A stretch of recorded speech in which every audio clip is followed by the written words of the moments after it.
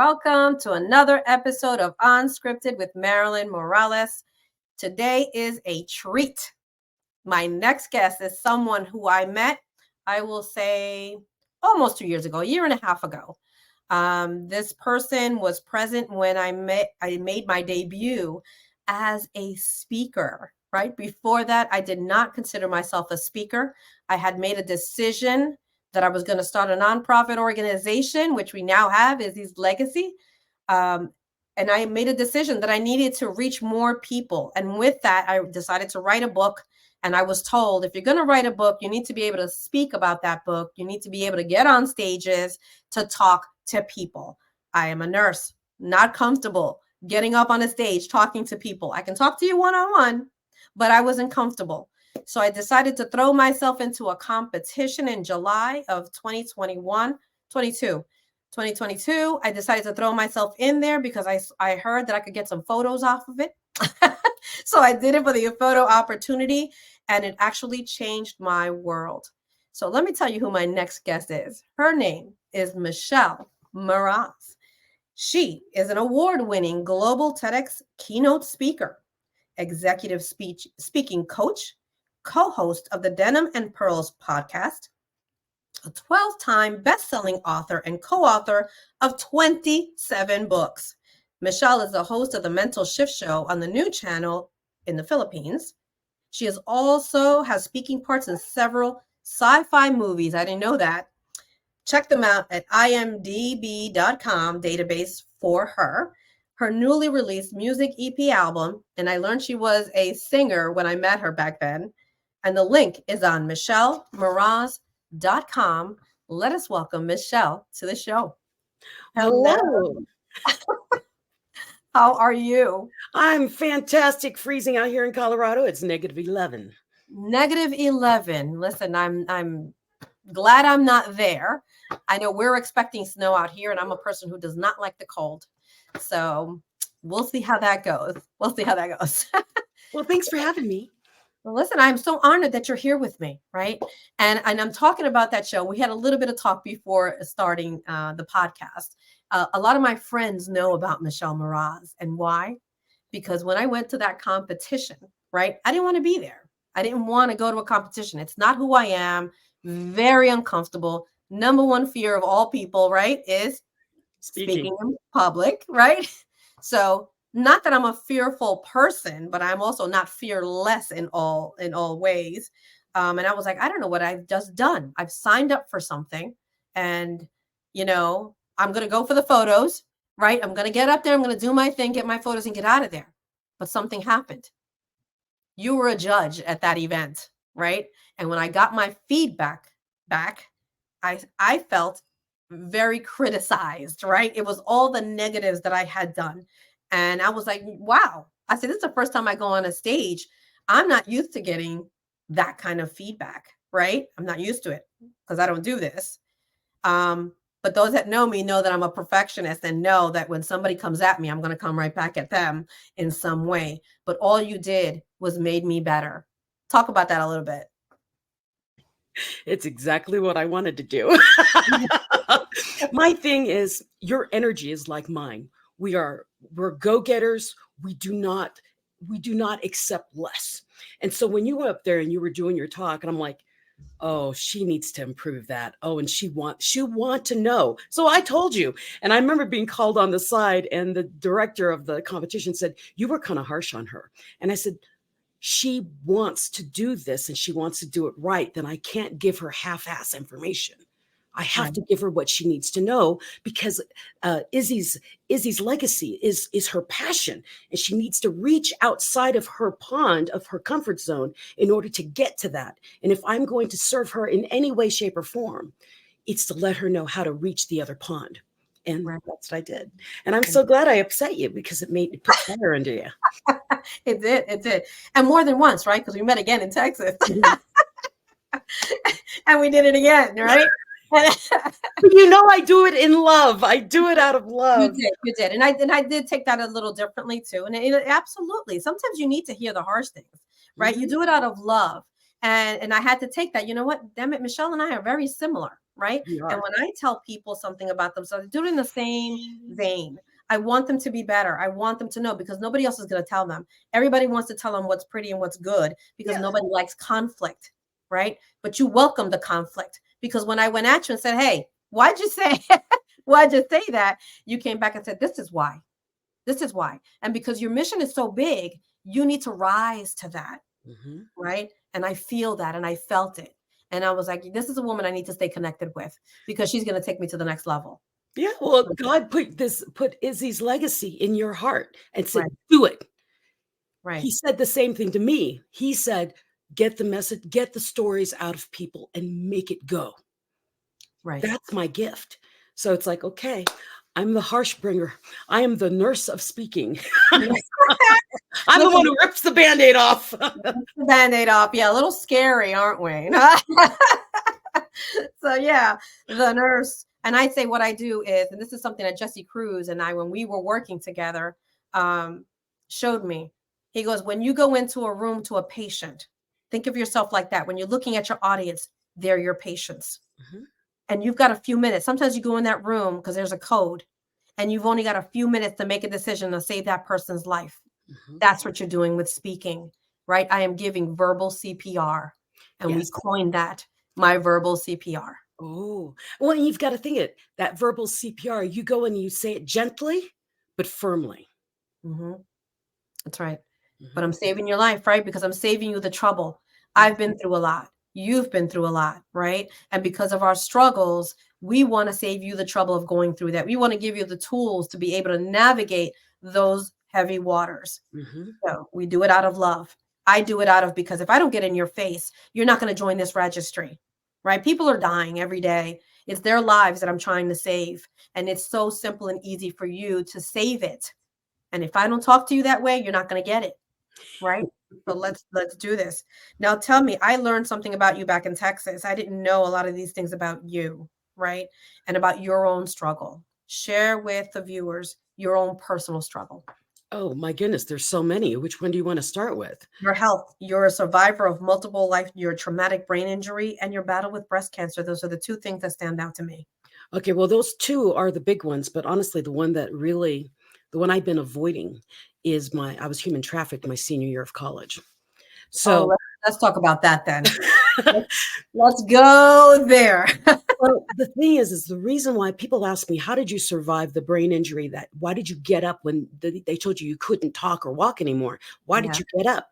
And I said, in the back of my head, the other stuff didn't kill me. This isn't going to stop me. And then when I found out I had breast cancer, the same thing. They're like, why are you moving so fast in these decisions of, give me the double mastectomy. I want to move, no, I don't want this. Yes, I want this. I was moving very quickly. And they said, how are you making decisions so quickly? And I said, I watch other people who suffer and then say, if that happened to me, how would I react? Mhm. But the baseline of everything I've survived so far, and the 9 surgeries between the brain injury and all the breast cancer stuff, is that I survived human trafficking. And it happened. And because I kept maneuvering and surviving every day, when the worst things were happening to me, the more public things were happening to me, I was able to go back to the pain I went through before as a teenager and pull my knowledge forward. Wow. Yeah, I say the same thing when we talk about my experiences with 9/11, the loss of my daughter, and all those other things, that now when things happen, I'm like, oh God, that's nothing, right? When you've been through the worst, when you've had the worst kind of losses and pain, everything else is like nothing. You Yeah. can navigate those waters, you can make those decisions. Mhm. You feel comfortable talking about that experience and how that happened to you? Well, yeah, it's Thursday, actually a couple of days ago, last week, right before Martin Luther King Day. I can't remember the day for the life of me. It was Human Trafficking Awareness Day. And that hit me because I didn't even realize I was human trafficked. And see, that's the whole thing. I'm an intelligent young woman. I was in college, engineering, University of Nebraska, and I had my stuff together. I wasn't promiscuous. I was always studying, and I was taken. And I wasn't taken like you would expect. She was at a party and she was drunk, and that's how they expect it to happen.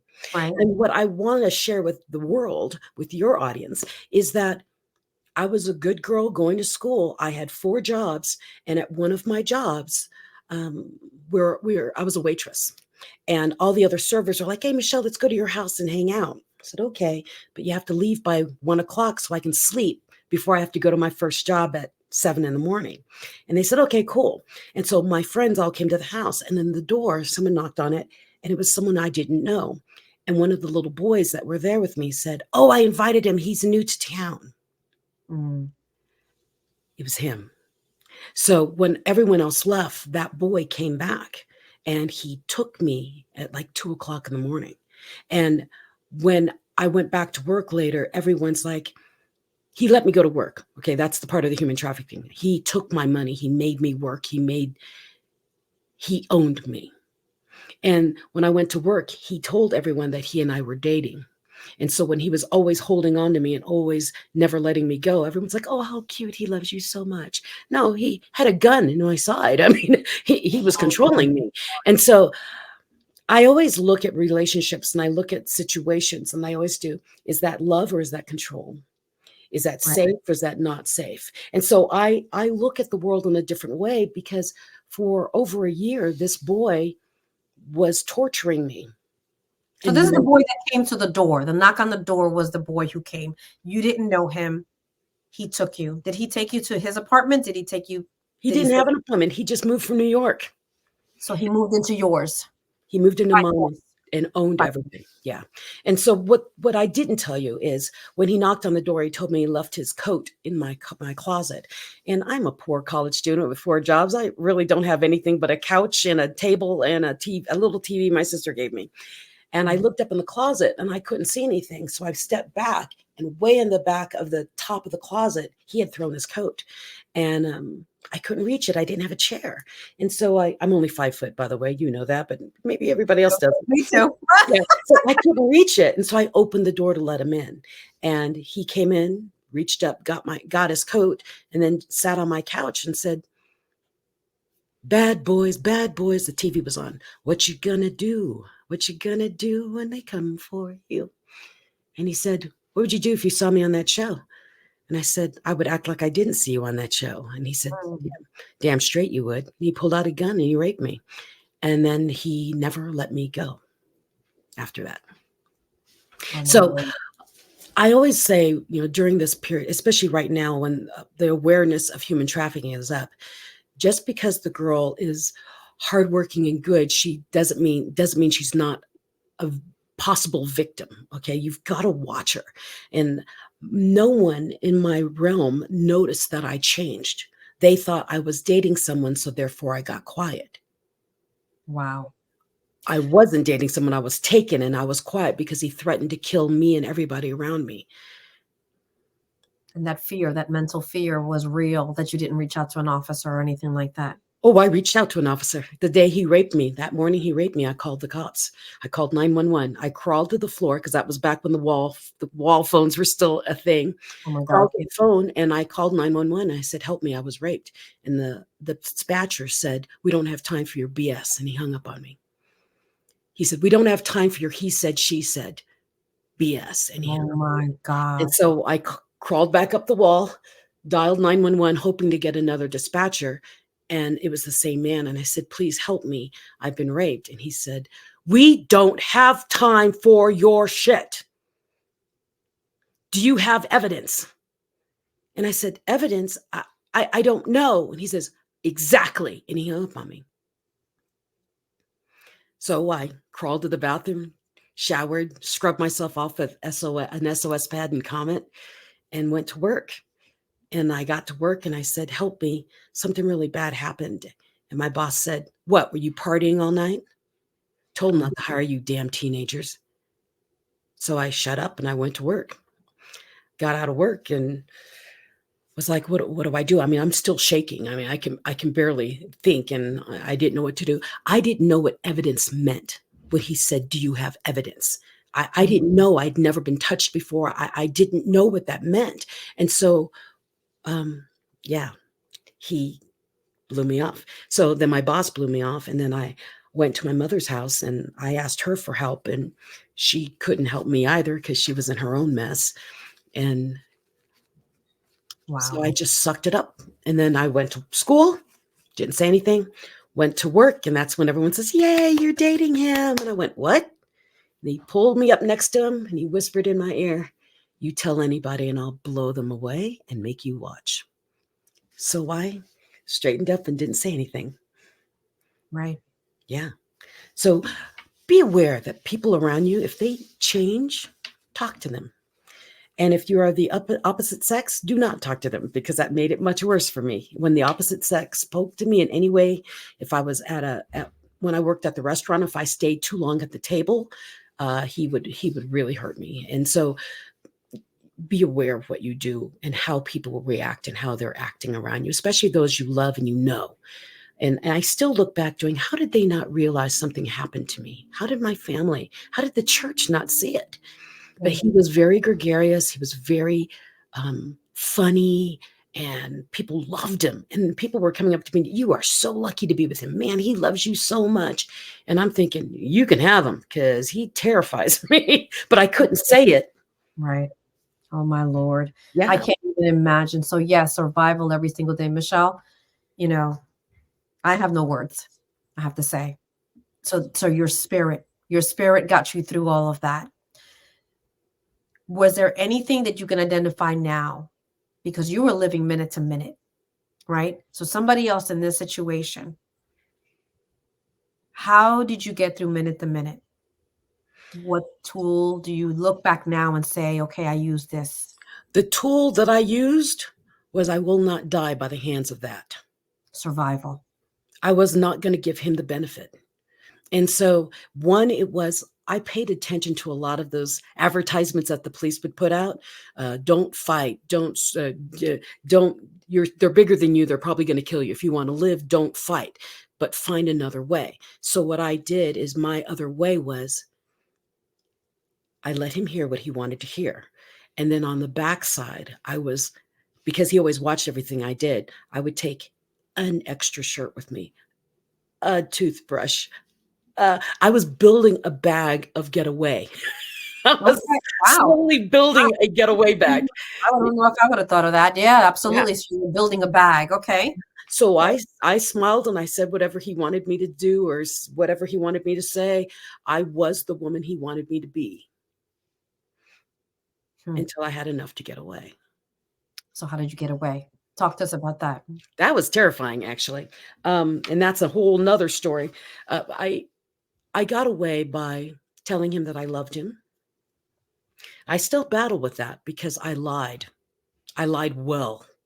And I loved him, and I would never leave him. If you sell the gun, we'd have enough money to go back to New York, and you'd never have to worry about people knowing who I was, because I had a lot of friends, and he hated all these people around me. And he's like, "Oh, wow, you're so smart. I knew it." So we got to church the next morning, and 3 days later, and I hugged my brother, which he normally did not let me do. I hugged my brother and said, "Buy the gun, don't ask questions." So my brother did something, and all I know is none of them ever came back. None of them came into service that day. My brothers never came in, and my attacker never came back in. And that's how I got away the first time. So for 30 days, I was free. And then at the end of 30 days, I came home from work, one of my jobs, and he was standing in my living room. Oh And my. he had a whole new gun. And it's like, I remember looking really quickly, how did he get in? He broke through my sliding glass door. And so my advice to young women is, do not get apartments on the floor level or on the first level if they can climb to it. Because he went to my sliding glass door, broke through, and was waiting for me. And when he came in that time, I forced him. I held the gun and I held it here. He normally would hold it here. I put it here, and I put my hand on the trigger. And he said, "What are you doing? What are you doing?" And I said, "I'd rather die than you touch me again."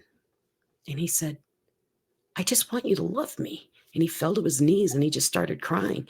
And my thought was, this is how I got into speaking. What did he see that he thought that was love? What did this young boy see? I mean, he was 21, and he thought what he was doing to me and how he used me was love. And I promised God that if you gave me the opportunity to live, I would stop this. I would help break the chain, because he obviously had no clue that what he was doing to me was hurting me. So that's how I got into speaking. I got into speaking because I spoke at women's shelters in prisons. So you finally got away. I finally got away. He was stalking me for months and months afterwards. And that was before stalking laws. But I don't know what my brothers said to him, but he never approached me. Amen. Amen.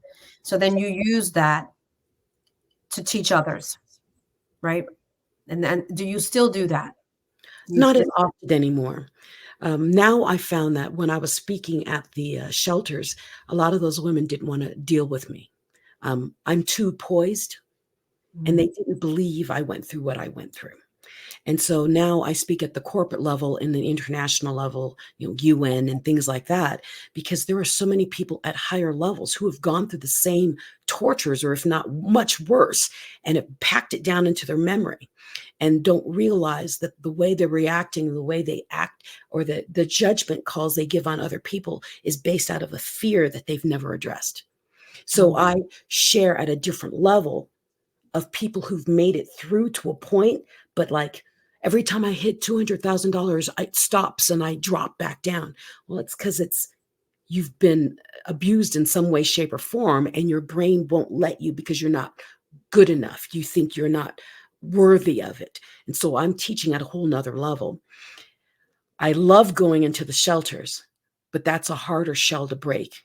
But you've seen me in person. I'm kind of bougie, and and I'm very and not bougie, and I'm a bit articulate. And they're like, "Yeah, like she's lying." No, I'm not lying.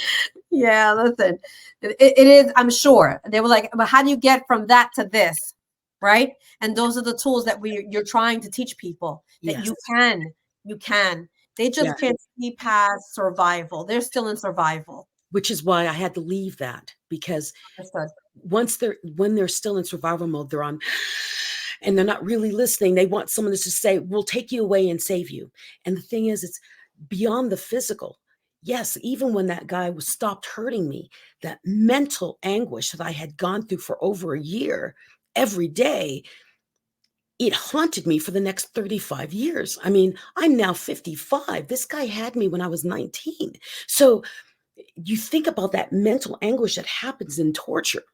And I realized when they're in survival mode, it's not that time. In that time, they just need to know I can get somewhere safe. That's all they need to know. Someone can keep me safe, and keep me safe beyond the doors of the shelter. Right. I'm at another level where once they come out of that survival mode of, I need more in my life than what was happening to me. Right. That's where I come in, because what I had to realize, and what I share with people, is it's all a choice. You are not your background. You are not what happened to you, but you are what you choose to be out of it. So I could be on heavy drugs, trying to medicate myself, trying to forget all the visions I have of what happened to me. Or I can say, I will not let this happen to other people in my world. Absolutely. And I will provide as much encouragement and love and courage from my side, that whoever's in front of me realizes that they too can do it too, no matter what they are going through. So my big story is I talk about my brain injury, because I didn't walk or talk for over 2 years, and then my breast cancer, because that never seems to end, and my 9 surgeries that I've had. And I smile about it because I know hell is what happened when I was 19. Right. And so my encouragement is, whatever you're going through, one, God equipped you to make it through whatever it is. And however horrible it is, there's something good that can come out of it. Like with you, Izzy's legacy now is saving millions of lives. I was tortured and raped and given away for over a year. But do I let that define me? No, you would never know that of me. No one knows that of me. Why? Because it doesn't define me. All it shows to me is I was strong enough to survive. You were strong enough to survive, Marilyn.